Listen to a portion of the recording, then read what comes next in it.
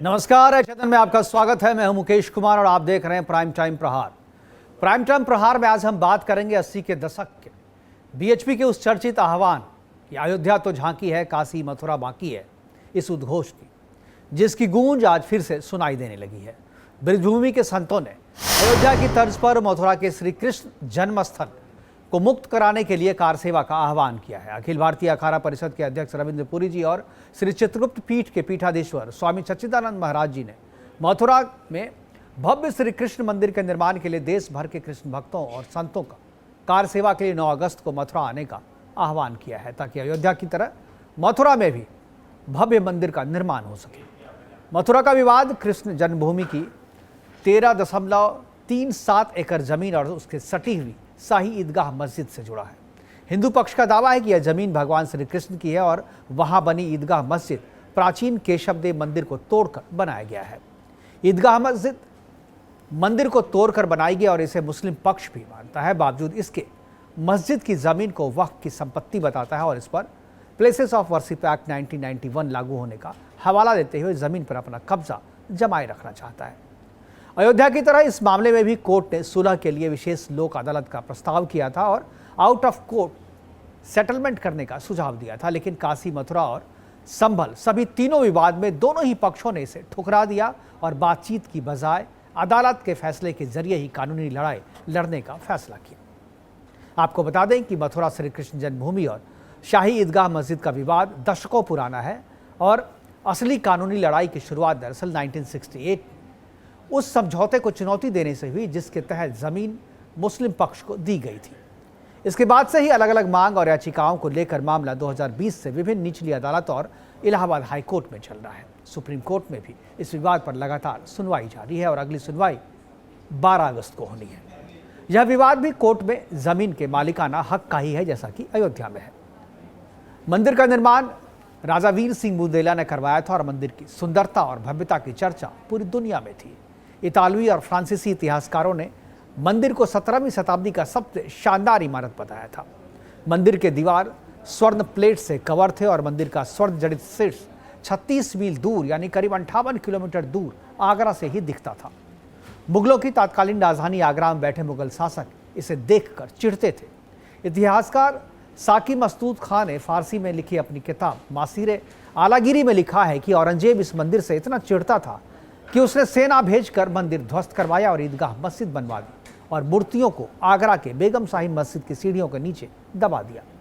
अपने वैभव और सुंदरता के लिए मथुरा का केशव देव मंदिर हमेशा से आक्रमणकारियों के निशाने पर रहा।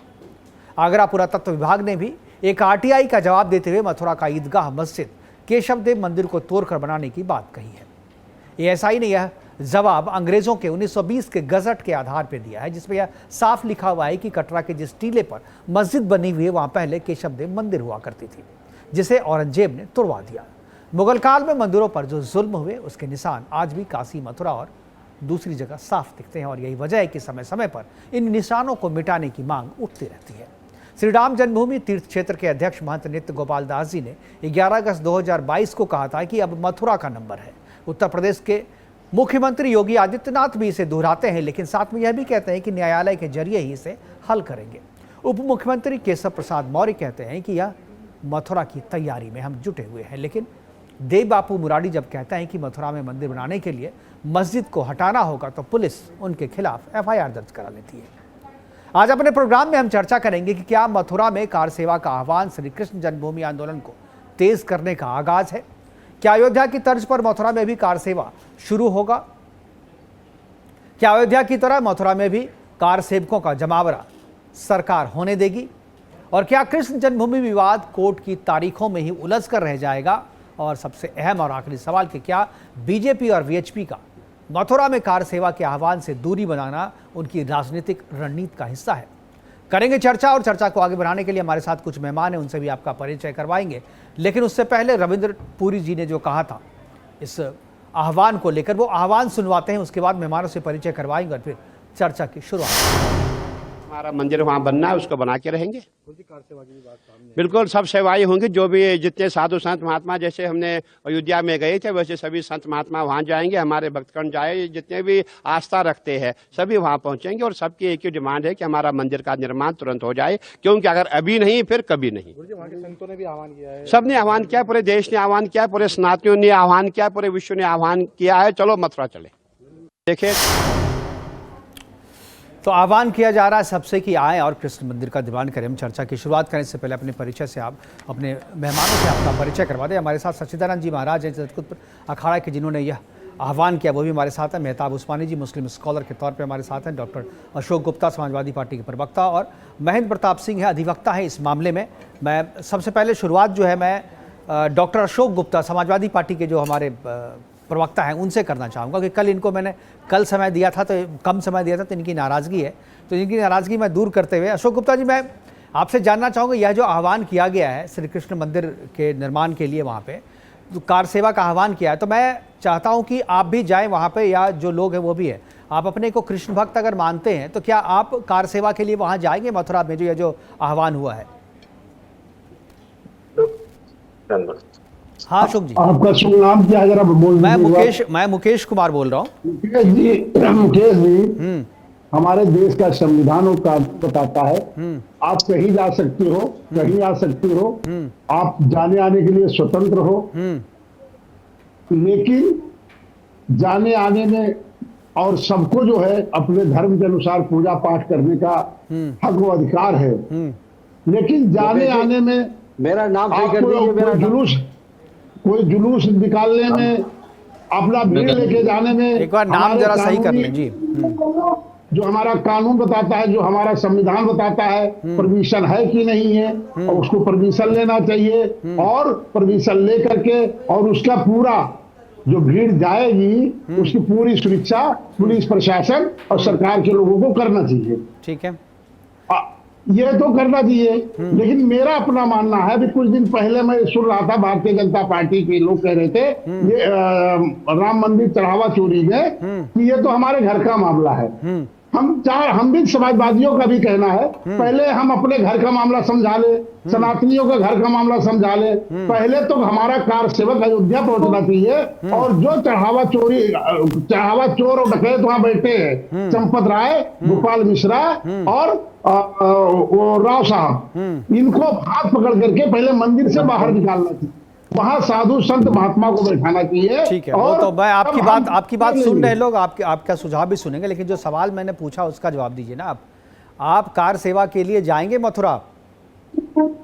देखिए, हमारे यहाँ एक संवैधानिक प्रोसेस है, उस संवैधानिक प्रोसेस पे चलना चाहिए। अब देखिए, हमारा 2019 में प्रभु श्री राम का मंदिर पे सुप्रीम कोर्ट का निर्णय आता है, और उसको हर पक्ष ने माना, विपक्ष और विपक्ष, हिंदू मुसलमान ने सबने माना।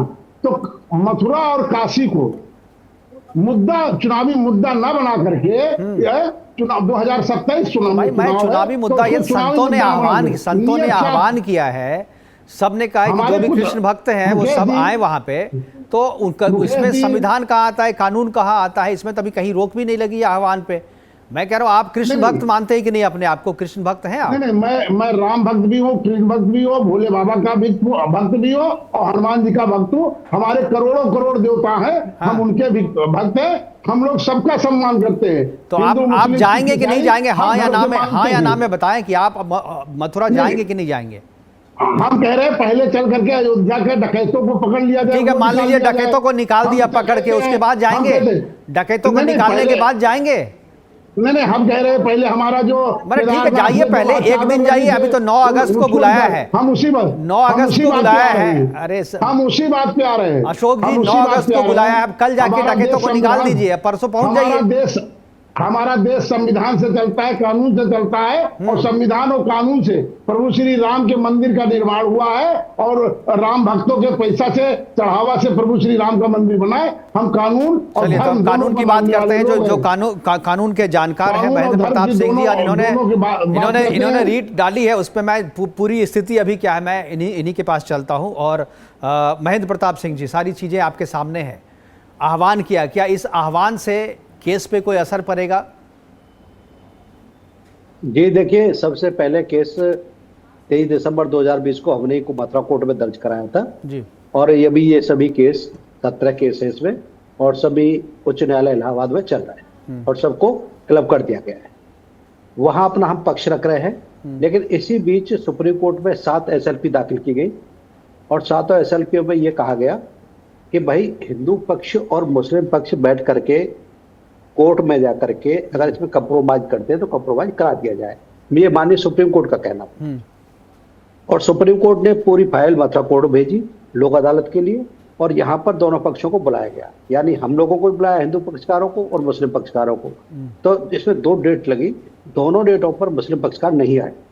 जब नहीं आए तो कोर्ट ने कहा कि भाई इसमें दोनों पक्ष नहीं आ पाए, हिंदू पक्ष तो आया है लेकिन मुसलमान पक्ष नहीं आया है, शाही ईदगाह पक्ष नहीं आया है, श्री कृष्ण जन्मभूमि की तरफ से सब पक्षकार उपस्थित है, लिहाजा इसमें वार्ता असफल सिद्ध हुई, पत्रावली क्लोज की जाती है। अब इसमें 21, 22, 23 को अगस्त को सुप्रीम कोर्ट में सुनवाई होनी है, वहां लोक अदालत लगे। ये इसकी वास्तु स्थिति है। और अभी उच्च न्यायालय इलाहाबाद में इसमें 17 तारीख लगी है। 17 तारीख को इसमें वहां उच्च न्यायालय इलाहाबाद में अभी इसी महीने में जुलाई में, तो वहां सुनवाई होने वाली है। लेकिन सबसे महत्वपूर्ण बात यह है कि जिन तथ्यों को लेकर हम कोर्ट में गए थे, और दुनिया जानती है कि ये भगवान कृष्ण का मंदिर है, भगवान कृष्ण यहाँ प्रकट हुए थे, और जबकि इन लोगों का वहां कुछ लेना देना नहीं है। ना तो आपके कोई पीर फकीर वहां पैदा हुए थे, ना आपका कोई उस वो आस्था का केंद्र है, तो आप किस वजह से हमारे गर्भगृह पे कब्जा करके बैठे हैं, ये आपको बताना पड़ेगा। दूसरी, आप उनको फॉलो करते हैं जो देश में आक्रांत आए, लुटेरे आए चंद, और उन चंद लुटेरों ने ये इस देश की संस्कृति को नहीं जानते थे, इस देश के रीति रिवाज को नहीं जानते थे, आप उनको फॉलो करके बैठ गए। तो अब ये सवाल बड़ा महत्वपूर्ण है कि आप किस आइडियोलॉजी को बिलोंग करते हैं, आप किस आइडियोलॉजी को मानते हैं। आप औरंगजेब को मानते हैं तो औरंगजेब तो यहाँ का रहने वाला नहीं था। तो जब भगवान कृष्ण का देश है और भगवान राम का देश है, भगवान कृष्ण का देश है, तो भगवान कृष्ण का मंदिर अगर मथुरा में नहीं बनेगा तो कहां बनेगा? इसी को लेकर के हम कोर्ट में लगातार जा रहे हैं, कोर्ट में अपनी बात रख रहे हैं, और कोर्ट में विधिवत रूप से इसकी सुनवाई हो रही है। बिल्कुल, आप अब इस पे भी जाएंगे कि जो 68 का जो समझौता है, कि समझौता के आधार पर हुआ है, मैं बताता हूं। जी, वो जाएंगे अभी एक दूसरे राउंड में जाएंगे, उस पर भी हमारे और भी दूसरे मेहमान हैं हमारे साथ। जो सच्चिदानंद जी हैं, जो महाराज हैं, और उन्होंने ही आह्वान किया है, उनके साथ जो रविंद्र पुरी जी के साथ इन्होंने आह्वान किया है। आह्वान की ज़रूरत क्यों पड़ी सर अभी, सच्चिदानंद जी, महाराज जी? जी बिल्कुल। अभी आप महेंद्र जी को सुन रहे थे, यही पीड़ा है महेंद्र जी के मन की, जो है कि आप कोर्ट के चक्कर लगा रहे हैं। माननीय न्यायालय ने आपसी समझौते की भी बात करी, और उच्च न्यायालय ने जिला न्यायालय को भेजा कि आए, लेकिन दिनांक पे हिंदू पक्ष पहुंचा, मुस्लिम पक्ष आने को तैयार नहीं। वो बार बार वर्कशिप 91 का हवाला देकर कहीं ना कहीं उलझाने का कार्य कर रहा है। जितने केस चल रहे हैं सबका में व्यवधान उत्पन्न करने का, क्योंकि उनके पास कुछ भी नहीं है। जैसा कि अभी आपने बताया और अभी महेंद्र जी ने बताया कि आज वो बात किस बात की कर रहे हैं, मांग किस, आपके कौन से पीर फकीर यहाँ पैदा हुए? बिल्कुल सही बात महेंद्र जी ने कही। आपका इतिहास, पूरा इतिहास शिक्षक के कह रहा है कि भगवान श्री कृष्ण जी का ये गर्भगृह है, भगवान श्री कृष्ण यहाँ पर जन्मे थे, तो भगवान श्री कृष्ण के जन्मस्थली को हम कैसे छोड़ देंगे? इसीलिए मजबूर हुए, जब देखा कि न्यायालय से उस प्रकार से, जिस प्रकार से तेजाई के साथ कार्य होना चाहिए वो नहीं हो रहा है, इसलिए हम लोग उतरे और हमने कार्य सेवा का आह्वान किया कि सब लोग आए और अपने प्रभु श्री कृष्ण की जन्मस्थली की मांग करें, ताकि मांग के बाद में न्यायालय अपना निर्णय दे। कार्य सेवा तब भी हुई जब 1990 से 1992 तक कार्य सेवा चली है, जो हुई उसका भी, उस समय भी न्यायालय में केस रामलला के चल रहे थे। ठीक है, तो कार्य सेवा आप क्या करें? जो कार्य सेवक आएंगे उनको क्या करने के लिए कहेंगे? कार्य सेवक का यही है कि हमारी बात को सुना जाए। हम भी चाहते हैं संवैधानिक तरीके से सारे कार्य हों, लेकिन जब नहीं हो रहे हैं तो आज हम विवश हैं। हम 500 वर्ष रामलला की तरह इंतजार नहीं कर सकते। 500 वर्ष लगे तब रामलला को विराजमान कर पाए। आज कितने 100 वर्ष हो चुके भगवान श्री कृष्ण के उस जन्मस्थली पे कब्जा करे हुए इन लोगों को, क्या हम अभी भी इंतजार करते रहे? तो वो संभव नहीं है। इसलिए हम चाहते हैं जितनी शीघ्रता से कार्य हो, शासन प्रशासन हमारा सहयोग करे, साथ दे, ताकि इस कृष्ण जन्मभूमि की यहाँ पर स्थापना, जो प्रभु को, श्री कृष्ण को हम लोगों ने संकल्प किया है, माखन मिश्री का भोग जो है वो हम प्रभु को वहीं लगाना चाहते हैं जहाँ प्रभु का जन्म हुआ था। लेकिन आप जो कार्य सेवकों को बुलाएंगे, पूरे देश से आपने कार्य सेवकों को आह्वान किया है, पहुंच जाएंगे, उसके लिए क्या इंतजाम किया है आपने वहां पे? सारे इंतजाम हमारे पास, पूरी व्यवस्था है। पूरी ब्रज नगरी के जितने भी आश्रम है लगभग सबसे वार्ता चल रही है। जितने होटल हैं सबके रहने की व्यवस्था, सारी व्यवस्था। चित्रगुप्त भगवान का आश्रम इतना बड़ा है, चित्रगुप्त पीठ जो हमारा है वहां बहुत स्थान है, हम हजारों लाखों लोगों को वहां भी रोक सकते हैं। सब व्यवस्था होगी, सब लोग मिलके आ रहे हैं, तैयारी करेंगे। हर गांव के अंदर जहां मैं जा रहा हूं उस गांव के अंदर लोग 50-50, 100-100 लोग, एक व्यक्ति बोल रहा है कि महाराज जी मैं अपने सारा घर को खाली कर दूंगा, हम एक कमरे में सो जाएंगे लेकिन हमारे कार सेवक पूरे आराम से रहेंगे। तो गांव की माताएं, गांव की बहनें, क्योंकि हमने भगवान रामलला की कार सेवा में हम समझते हैं किस प्रकार से। मेहताब उस्मानी के पास जाऊंगा, अगली राउंड में आपसे आऊंगा तो आपसे मैं ये पूछूंगा जो आएंगे कार सेवक, उनसे क्या काम करने के लिए आप कहिएगा, क्यों बुला रहे हैं आप, बताने के लिए कह रहे हैं या कुछ करवाने के लिए कर रहे हैं, क्या करेंगे उससे, वो भी आप सोच के रखिए। मैं मेहताब उस्मानी जी के पास जाता हूँ। मेहताब जी, आप सारे लोगों की बात सुन रहे होंगे। जो मस्जिद है वहाँ पे ईदगाह मस्जिद मंदिर को तोड़ के बनाई गई थी, इसका ऐतिहासिक साक्ष्य है। ASI जो है वो भी, उसने भी कह चुका है।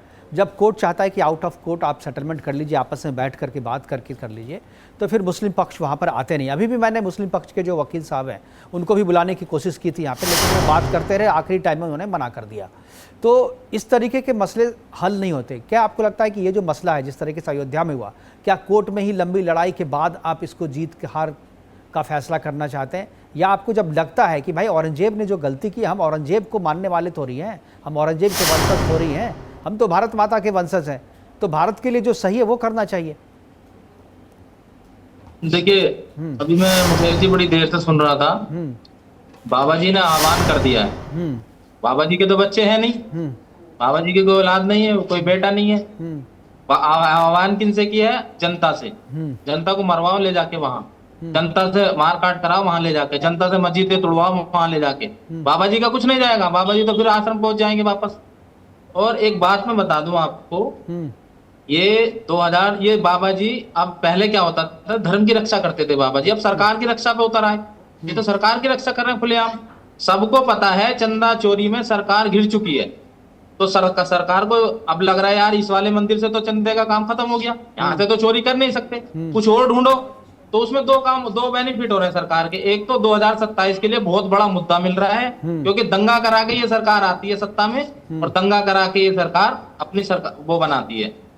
अब दूसरा बेनिफिट ये हो रहा है कि मेहताब उस्मानी ये दंगे वाली बात करिए। जब से बीजेपी की सरकार आई है एक भी दंगा नहीं हुआ है। दंगा तो इतिहास पुरानी सरकारों का है। अरे गुजरात का देख लीजिए, गुजरात का दंगा, गुजरात में अगर देख लोगे आप तो रोंगटे खड़े हो जाएंगे। चलिए वो छोड़िए मसला, ठीक है। अब एक सोर्स ऑफ इनकम और मिल जाएगी, क्योंकि राम मंदिर से तो काम खत्म हो गया चंदे का। अब कृष्ण वाले मंदिर पे आ रहे हैं, वहां से बटोरेंगे चंदा।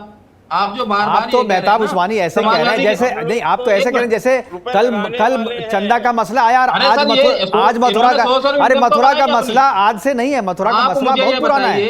एक मिनट सर, ये जो अभी आह्वान कर रहे हैं और कार सेवकों की बात कर रहे हैं, ये इलेक्शन के बाद क्यों नहीं कर रहे? और थोड़ा इंतजार कर लिए 6 महीने बाद। कपिल सिब्बल से सीखा है ना भाई, कपिल सिब्बल से सीख लिया है। कपिल सिब्बल कह रहे थे कोर्ट में, कपिल सिब्बल कोर्ट में कह रहे थे ना। नहीं बोलते आप, मेरे बीच में बोलते हो आप, मेरी पूरी बात सुनिए ना। मैंने पहले बताया, पहले साधु संतों का काम धर्म की रक्षा करना होता था, अब सरकार की रक्षा कर रहे हैं, इनको सरकार बचानी है।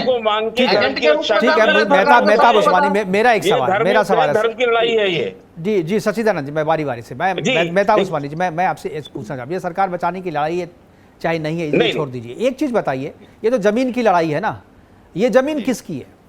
मंदिर की जमीन है ना, ये तो आप इतिहास बता रहे हैं। किसको आप कैसे कह दोगे मंदिर की जमीन है? नहीं, आप कैसे कह दोगे नहीं है? दे दिया मंदिर की जमीन, आप कैसे कह दोगे? मैं आपको चैलेंज करता हूँ, हाँ, सुप्रीम कोर्ट का ऑर्डर निकाल लो। ठीक है, महेंद्र जी जवाब देंगे आपको, वकील हैं इसी मामले को, जो नहीं पिटीशन दिया है वहां पे। उसमें एक लाइन पढ़ के सुना दूंगा आपको। वो आस्था के आधार, ये बात मत करो, कोई प्रमाण नहीं मिला था। कैसे नहीं मिला? 1920 का ऑर्डर पढ़ लो साहब, 1920 का अंग्रेजों का गजट है, इतना बड़ा 1920 का अंग्रेजों का गजट है भाई साहब, उसी के आधार पे। बात सुनिए जी, आप सुन लीजिए सर, मेरी पूरी तो होने दीजिए, आप जवाब दे लीजिए।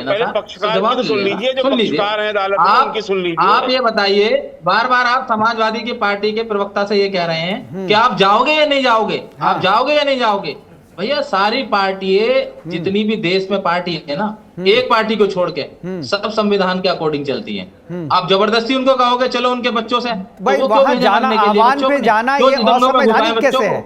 अब मान लीजिए आह्वान पे अगर आप असंवैधानिक इसलिए, एक मिनट सर, हाँ असंवैधानिक इसलिए है जब बाबरी पे चढ़ के ऊपर तोड़फोड़ करी थी, वो संविधान में था। कौन सा संवैधानिक तरीका था कि तोड़ना, तोड़ने को नहीं, तोड़ने का तो बात ही नहीं भाई। अरे अभी तो आह्वान पे वहां पहुंचना है, तोड़ने की तो बात ही कोई नहीं कर रहा है। इकट्ठा हो रहा है भाई वहां। अरे आप बताइए, वही तो मैं अभी पूछूंगा इनसे, आपसे अभी बताने की कोशिश है सर। अरे मेहताब उस्मानी, अभी तो मैंने बोला ना मैं सेकंड राउंड में पूछूंगा, सेकंड राउंड में पूछूंगा। मैंने आपके सामने तो कहा सेकंड राउंड में पूछूंगा आप क्यों बुला रहे हैं आप। मैंने तो बोला ना अभी तक तो आह्वान किया है, आह्वान कहीं से गैर कानूनी नहीं है। मैं वही बात करें कि आह्वान पे, अरे जाइए आप सब, अरे भाई साहब नहीं लोग, आह्वान गैर कानूनी नहीं है, किस उद्देश्य से बुलाया जा रहा है ये मायने रखता है। अरे मुकेश जी, आह्वान गलत नहीं है, उद्देश्य उसका क्या है। अब आपको मेहताब उस्मानी की बात से आपको लगा है जो कि आपको कुछ बल मिल गया है। मैं बताता हूँ, संविधान की बात कर रहा हूँ, किस उद्देश्य से आप बुला रहे हैं। और मैं उस्मानी साहब के बात को जोड़ते हुए मैं अपनी बात आगे बढ़ाऊंगा कि चुनाव के बाद करा लेते, 8 साल से पहले था तब। कपिल सिब्बल भी यही कह रहे थे, कपिल सिब्बल भी सुप्रीम कोर्ट में यही कह रहे थे चुनाव के बाद फैसला दीजिएगा। अरे भाई इसका चुनाव से, अरे मुकेश जी, अरे इलेक्शन तो होने दो मुकेश सर। अरे मेहताब उस्मानी देखिए, इस देश में हर रोज चुनाव हो रहे हैं, कहीं ना कहीं देश में रोज कहीं ना कहीं चुनाव हो रहे हैं, तो इसके लिए क्या अदालतें बैठ जाएं, फैसले चुनाव का इंतजार करें। चलिए आप जरा सा एक बार महेंद्र जी को सुनिए। देखिए मैं दोबारा आ जाऊंगा आपके पास, दोबारा आ जाऊंगा गोपाल जी, अशोक जी मैं दोबारा आ जाऊंगा आपके पास। अशोक जी दोबारा, पहले वकील साहब को सुनिए, वकील साहब को सुन लीजिए ना, फिर आऊंगा आपके पास। कानूनी बात बताएंगे, हम सरकार की बात बताएंगे। भाई तो कानूनी बात सुनिए ना, सरकार कानून से ही चलता है, सरकार कानून से चलती है भाई साहब। बात तो सुनिए, बात सुनिए, बारी बारी से मेहताब उस्मानी आप बहुत अच्छा बोल रहे हैं, लोगों को सुनने दीजिए ना, आप लोगों की बात लोग भी सुन रहे हैं। बात सुनिए। अभी मेहताब जी कह रहे थे कि ये जमीन किसके नाम है। ये खसरा नंबर 825 में श्री कृष्ण जन्मभूमि ट्रस्ट के नाम है और 13.37 एकड़ ये जमीन है, जिसमें से 2.5 एकड़ जो असली गर्भगृह है वो शाही ईदगाह पक्ष के पास है। आपका कहीं कोई रिकॉर्ड में नाम नहीं है, कहीं। मैं अभी मेरे पास खसरा खतौनी रखी है, मैं दिखा देता हूँ यहाँ पे, मेरे पास है, तो कहीं आपका नाम नहीं है। आप कहते हैं असंवैधानिक तरीके से, जो लुटेरे आए उन लुटेरे ने तोड़ा इस मंदिर को, वो संवैधानिक तरीके से तोड़ा था। बीच में नहीं, मेहताब जी मैं आऊंगा पूरा, बीच में मत बोलिए आप प्लीज। सवाल मैं लिख लेता हूँ, सवाल आप लिख के रख लीजिए, आप लिख के रख लीजिए, पूछ लीजिएगा, बाद में खत्म हो जाए पूछिए। जी मेहताब जी, जब मैं आप बोल रहे थे मैं शांत होकर सुन रहा था, आप सुन लीजिए, मैं कोई गलत बात नहीं बोली। जी ये जो लुटेरे आए बाहर से वो इस देश के थे, उन्होंने संवैधानिक तरीके से मंदिर को तोड़ा। अगर आगरा में ले जाकर के भगवान कृष्ण के विग्रह जामा मस्जिद की सीढ़ियों में लगा दिए हैं, वो संवैधानिक तरीके से लगे हुए हैं। आप इस देश के रहने वाले हैं, आपके पूर्वज इस देश के रहने वाले, और आप सुनो मेरी बात, आप मुसलमान नहीं है, 4 पीढ़ी पीछे चले जाओ, आपको पता चल जाएगा। आपने कभी ये बात कही कि भाई कब तक हिंदुओं के विग्रह वहां लगे रहेंगे सीढ़ियों में? आप कहते, एक बार कहा आपने कभी कि भाई वहां से विग्रह निकाल के इनको दे दिया जाए? आपका असली गर्भगृह से लेना देना क्या है? आप वहां क्यों बैठे, वहीं आप मस्जिद क्यों बना रहे हैं जहां हमारे मंदिर बने हैं? आपके कितनी मस्जिदें हैं देश के अंदर, कितने मदरसे हैं आपके देश के अंदर, किसी को कोई आपत्ति नहीं है। लेकिन आप हमारे मंदिरों पर, जहां हमारे आस्था के केंद्र हैं, भारत माँ की अस्मिता के केंद्र हैं, जहां सनातन की शक्ति है, शक्ति के केंद्र है सनातन की, उन्हीं को आप तोड़ तोड़ के मस्जिदें बना रहे हैं। तो ये आपको भूल सुधार करना चाहिए और देश के बहुसंख्यक समाज से क्षमा मांगनी चाहिए उन अपराधों के लिए, और आपको हंसी करके क्षमा मांगते हुए बहुसंख्यक समाज को उनकी संपत्तियां लौटानी चाहिए कि जो भूले, जो लुटेरों ने की, वो भूले हम नहीं करना चाहते। कैसे आप कह सकते हैं इस देश में, कैसे आप इस बात को कह रहे हैं? और महाराज जी जो कह रहे थे, ये टीस है हर व्यक्ति के अंदर की। हर व्यक्ति, ब्रजवासी हो चाहे बाहर के लोग हो, कब तक अपने मंदिरों के लिए गिड़गिड़ाते रहेंगे हम लोग? कब तक एक दर से दूसरे दर भागते रहेंगे? तो ये संतों की आवाज है, इस संतों की आवाज यानी इस देश की आवाज। आप समय को नहीं पढ़ पा रहे हैं, आप समय की वेव को नहीं पढ़ पा रहे हैं, समय क्या मांग रहा है, और आप अनावश्यक बहस करके, अनावश्यक अपनी जिद कर करके, जैसे वो लोग कोर्ट में नहीं आए और इस मामले को लटकाते रहे, और अभी 9 तारीख थी, इसमें 9 तारीख को भी कोर्ट में नहीं आए। तो भैया ऐसे मेहताब जी ये काम चलने वाला नहीं है। इस देश की भावनाओं की कदर कीजिए, इस देश के जो सम्मान है उस सम्मान को, सही बात है। और मेहताब जी पढ़े लिखे इंसान है, ये सोचेंगे इस पर। सच्चिदानंद जी के पास मैं आपको यही बताना चाहता हूँ मेहताब जी। सवाल है मेरा आपसे जी, बताइए। ये देश 2014 के बाद बना है या 2014 से भी पहले था? ये पूछना चाह रहा हूँ मैं आपसे। 2014 से भी पहले था ना? आप जब 2014 सवाल नहीं पूछ रहे हैं, आप अपनी पॉलिटिकल खींच निकाल रहे हैं। सर आप ये सवाल नहीं है सर, ये सवाल नहीं है। पूरा नहीं होने देते ना, मेरा बीच में टोक देते हो। 2014 के पहले भी देश था, और औरंगजेब के पैदा होने के पहले भी देश था ये, मुगल के आने के पहले भी ये भारत था, मुगलों के आने के पहले भी देश था। अरे वकील साहब सुन तो लीजिए, वकील साहब सुन लीजिए, मैं भी कानून जानता हूँ, मैं भी वकालत कर रखी है, परेशान मत हो, मैं भी जानता हूँ इतनी जितनी आप जानते हो, लेकिन मैं आस्था से नहीं जोड़ता अपने उसको, वकालत को आस्था से नहीं जोड़ना चाहिए। चलो ठीक है, एक बार मैं सच्चिदानंद जी के पास, सच्चिदानंद जी का आह्वान किया का प्रश्न है, जिस देश की आत्मा की आवाज है ये संत जो कह रहे हैं, ये परेशान होकर के आए देश की आवाज तो क्या है? ठीक है सर, मैं 2 मिनट, मैं आपको चंद सेकंड के लिए रोकना चाहूंगा। एक छोटे से ब्रेक के लिए कहा जा रहा है, एक छोटे से ब्रेक के लिए रुकते हैं, वापस आते हैं। हमारे सारे मेहमान हमारे साथ बने हुए, इसी पे चर्चा जारी रहेगी, जाइएगा कहीं नहीं, तुरंत वापस आते हैं, चर्चा इसी तरीके से जारी रहेगी।